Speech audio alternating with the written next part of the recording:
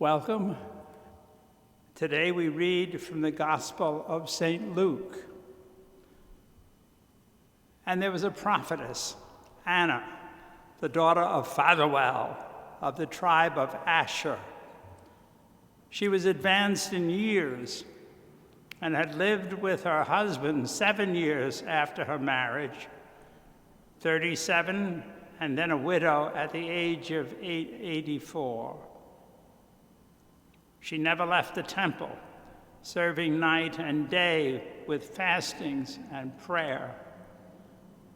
At that very moment, she came up and began giving thanks to God and continued to speak of him to all those who were looking for the redemption of Jerusalem. When they had performed everything according to the law of the Lord, they returned to Galilee, to their own city of Nazareth. The child continued to grow and became strong, increasing in wisdom and grace, and the grace of God was upon him. The Gospel of the Lord.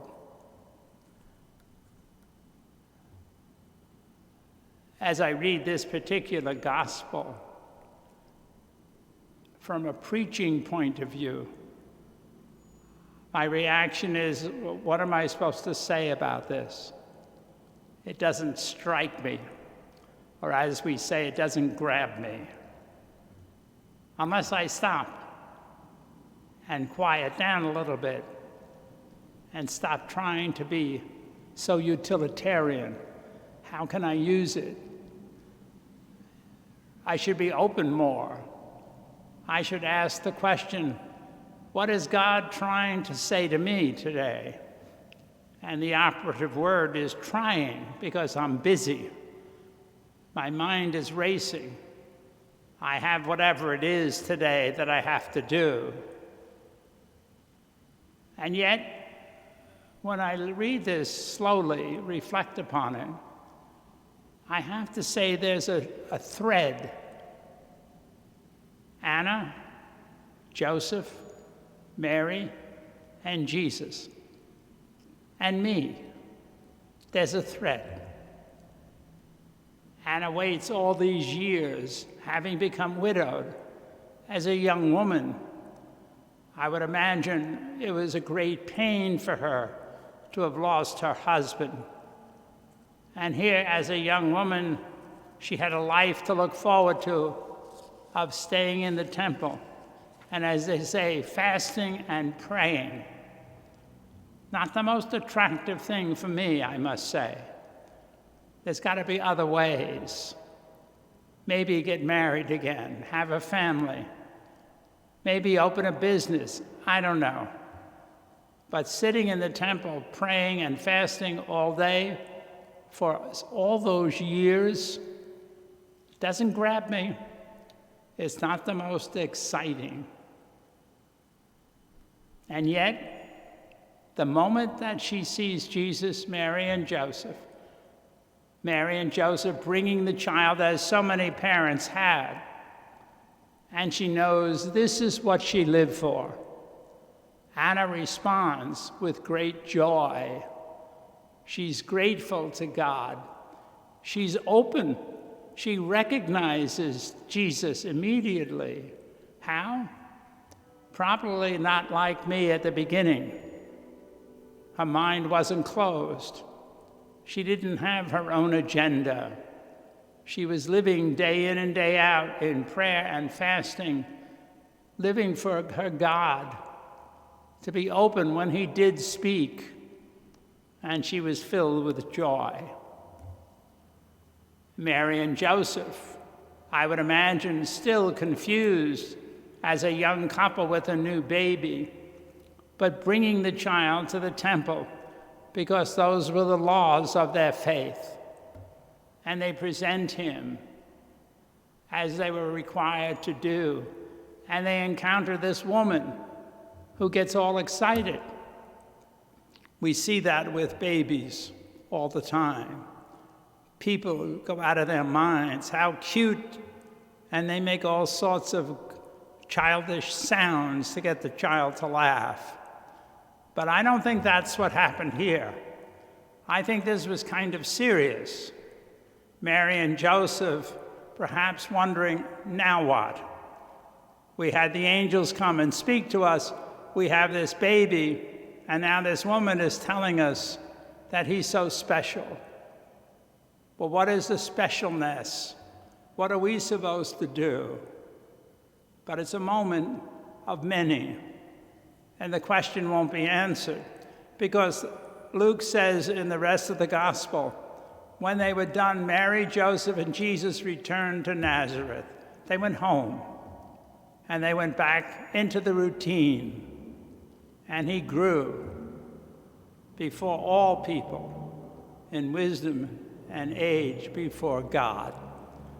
The normal process of living day in and day out, each of them in their own way, waiting for God to answer their question, what is it you want, Lord?